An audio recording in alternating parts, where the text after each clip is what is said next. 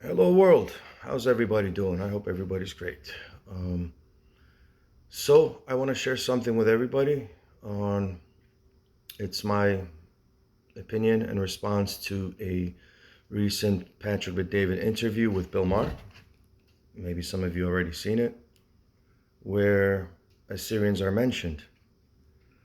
And the way they are mentioned, of course, no surprise to us. We've seen this many times before, we still do, is in a seemingly undermining way, either intentional or not, on Bill Maher's side. Um, Patrick bin David, as many of you know, he is an Assyrian and Armenian podcaster, very successful guy. He mentions his Assyrian and Armenian roots a lot, which I respect.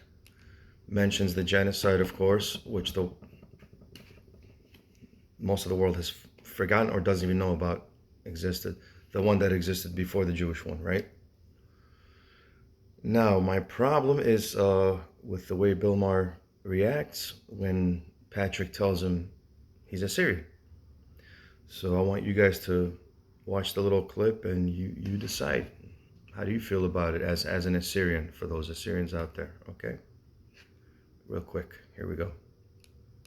They find Right. I mean, nowadays people freak out, like don't do it because they're trying to investigate and learn more things about it. No, this girl comes over to the house, and I'm half Armenian, half Assyrian. She says, you ought to do an ancestry to see if you have any other, nationalities or roots. Wait, you say Assyrian? Assyrian, like Aramaic Assyrian. Well, because the Assyrian Empire is long over. It is. Right. So There's 7 of us left. But the Assyrians became Iraqis. The Assyrians became Syrians. Hence the name. Yeah. Coincidence. Yeah, and it's a rich history. Anyways, I love that history and that part of the world. I mean, that's first history. The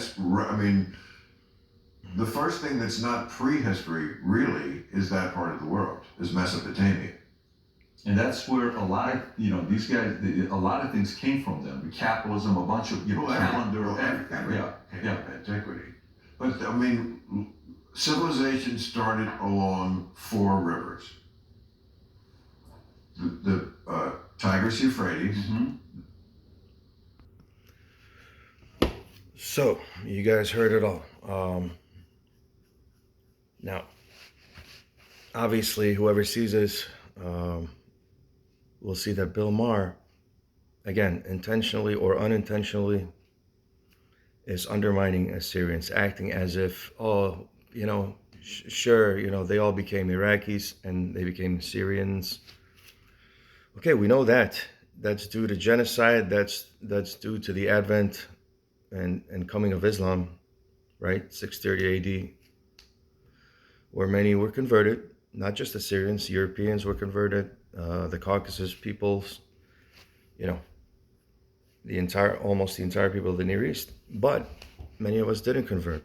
Many of our ancestors, they held their ground, went up to the mountains, went to other nations, and continued on as actual Assyrians. So my thing with this, that's Bill Maher. Anyway, whether he's pretending not to know Assyrians still exist or not, we'll have to figure it out. It'll show in time, right? I actually like the guy. I used to watch the show a lot, but I'm not a fan of these kind of responses. I mean, if you don't know, why assume, right? Okay, and Pat, my dear friend, fellow Assyrian, very proud of you and your work. I just wish you would better educate yourselves on our history. So just by saying you're an Assyrian, it wasn't enough. You could have said not only that you're an Assyrian, but we have an Assyrian New Year every year. The Assyrian New Year, also called the Akitu Festival, it's celebrated worldwide. You could have given the number of the Assyrian population in America, for example, in Iran, where you're born, if you know what it is in Syria, in Europe, many countries in Europe, right? Canada, Australia. So Bill Maher, Yes, of course we exist. Surprise, surprise, yeah? Um, yes, and I would just like to clarify something. Patrick, again, you're an awesome guy. You're a great fellow Syrian and Armenian. You're always mentioning us. I would just like to see from you a little bit of more dedication to our current status, our situation. As you may or may not know, we are in an identity crisis due to religious, political reasons. Um, and these things need to be addressed. I would like you to do a full show on this, actually. I mean, covering everything from our ancient history to modern, which is, let me suggest to you a great book on Assyrians, Ancient and Modern Assyrians by George V. Bebla, if I'm not mistaken. Man, start with that. It shows everything from our ancient history to what happened, how the empire collapsed, and how and when we became Christian, and points out to many sources of non-Assyrians mentioning the continuity and existence of Assyrians, even practicing Ashurism well over 200 AD, which is something pretty amazing after the empire fell, 700 years before that. That said, as Assyrians, and I know some of you will argue, especially the super devoted churchgoers, and which again, I'm not trying to disrespect anybody. I'm not a linguist, let that be said, but I don't like misrepresentation. As an Assyrian who speaks Assyrian, who went to church in St. Margaret's, Chicago, growing up in the 80s, there were two languages the sermon was given in. One I understood, and one I had no idea what it was. That language that I didn't understand was Aramaic. Now, yes, scholars will say we speak a dialect of Aramaic, and in ancient times we spoke a dialect of Akkadian. Everything was a dialect. So, what were the Assyrians speaking before Akkad was the empire, when we had kings in 2500 BC in the city of Ashur? Before Akkad became Akkad and Akkadian, you know. I feel they're all dialects of each other. And it depended on who the ruling class was and from what city they hailed. So let's leave that for another discussion another time. But yeah, I would have loved to see more from Patrick Bet-David. And it's obvious he doesn't know much about his culture other than he knows about the genocide of Assyrians, Armenians, and Greeks. But as to everything else, I mean, calling our people Aramaics, also it's like linguistically wrong. And I know English is not your first language, Patrick. I respect that. It wasn't mine either. But you came a little later than I did to America. So I don't want to keep this any longer. I had to do this post in English because I want non-Assyrians in the world to understand what's our situation. We are Assyrians. We get our name from Ashur, the god, the original name for God in Assyria. He had a different name for God in Babylon, Marduk, which is fine. Every city, every culture had a name for their idea of what a supreme god was. Ours was Ashur. We are named after him. In ancient terms, Ashurayu. In modern, we still use Ashuraya. And Surit, the language we speak, it literally stems from Asurit to Ashuritum. Everyone should know this by now. Please study the Chicago Assyrian Dictionary, okay? You will learn so much. There are so many sentences from cuneiform documentary, okay? Scripts, prayers to the gods. You will see so much we can relate to, even in modern Assyrian, which is, yes, it's influence, but calling it Aramaic, it's a downright lie.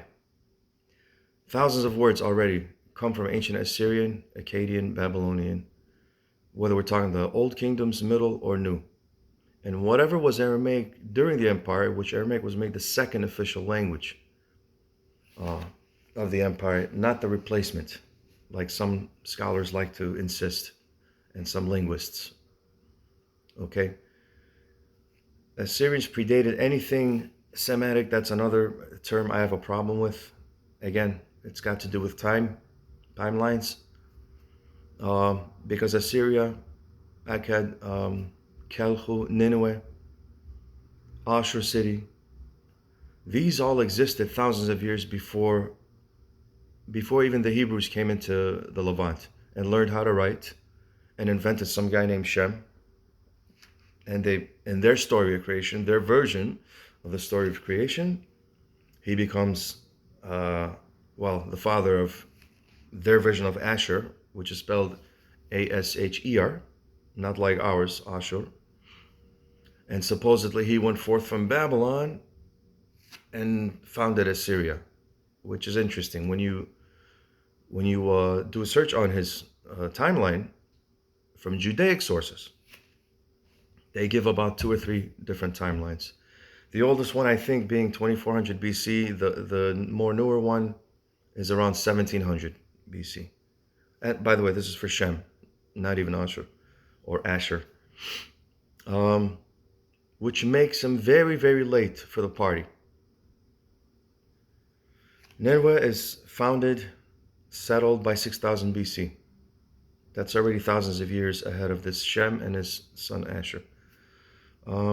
Again, I did say this is for another conversation, but to call our language anything else, and I know it's popular to say Aramaic because everybody loves Jesus, and we spoke his language or he spoke our language. Okay, but most of the words we are using today, from the eye, nose, head, life, God, ilum, elevated, right, elated. It's all stemming from Ashur city, which was, by the way, the world's first trade center. Literally from Ashur city to Karamanlis in south central Turkey. Again, something for another topic, but this, I just wanted to comment on this show. And yeah, I just wish Patrick would have been more educated in Assyrian history, and I think that he plans to do it. I'm sure he's a busy guy, he's a family man, he's got, but he's also a podcaster, and this would be great. This would be a great topic. Because we are on the verge of disappearing. You have Assyrians that are conflicted between their religion, sects, etymology. You have Assyrians and Chaldeans, or Chaldean brothers and sisters, who think the term Suraya means a Christian. When the Greeks specifically, and I think it was either Strabo or Herodotus, they mentioned this, I quote, "When we use the term Syrians, we mean no other people than those responsible for the empires of Assyria and Babylon." End quote. So again, suited from asurit. Are there Aramaic words in Assyrian? Sure. Yeah, a few. But again, Aramaic was already heavily influenced by the Assyrian, Akkadian, and Babylonian empires. So Aramaic was also a form of Assyrian by the time the empires began and continued on. I said I want to keep this short, so let's end it with God bless everybody. And if you're going to read one book on ancient and modern Assyrians, I highly recommend the one I mentioned, Ancient and Modern Assyrians, by George V. Bebla. Get it, go with that, start with that. I compel everyone, I urge everyone, Assyrians and none, study the Chicago Assyrian Dictionary. Look at the terms and sentences, and if you're an Assyrian speaker, okay, I promise you will find very, very similar sentences, right? Things we say today. Enakure means nearsighted, it means short-sighted. Kura from Kiria, we say Kiria today. Literally, it's Kuruini in ancient Assyrian, okay? That's one example out of obviously thousands. But familiarize yourself with the CAD. It took 90 years to compile. People really worked to make this thing happen. And go with that. And please, let's represent ourselves correctly. We predate a lot of things. I don't like the forced Semitizing of our language and identity. We already have a name. It's Ashur, Ashuraya. And we had a language, a written system long before the invaders of Canaan arrived, the Iburu. And Assyrians called them Bet Amri. Well, they called their country Bet Amri. Again, that's for another time, okay? Ashur's blessings to all. And if you're a Christian, Jesus bless you. And hey guys, educate yourselves a little bit more and be more open-minded so we can have more intelligent talks. It's easy to point fun of somebody with a different opinion and belief system, but believe me, that can be pointed right back at you. And we could all give examples of flaws and whatever, but I respect roots, I respect originality, and I respect the fact we have a very ancient name, identity, and language, and we need to preserve it better, folks, okay? And for all our non-Assyrian friends that are interested in our history, our people, our dilemma, our status, we love you, we appreciate you. And especially, I have to give special thanks to Armenia for being a great host to Assyrians till this day. Our ancient cousins, the one nation that we have more intermarriage with, tops the list. Assyrians and Armenians, this goes back. But yeah, let's stick together, folks. And Pat, I hope I haven't insulted you. Bill, I like you as well. Just show a little more respect, do a little better research, okay, buddy? Thanks, and ciao for now. Basim Araba.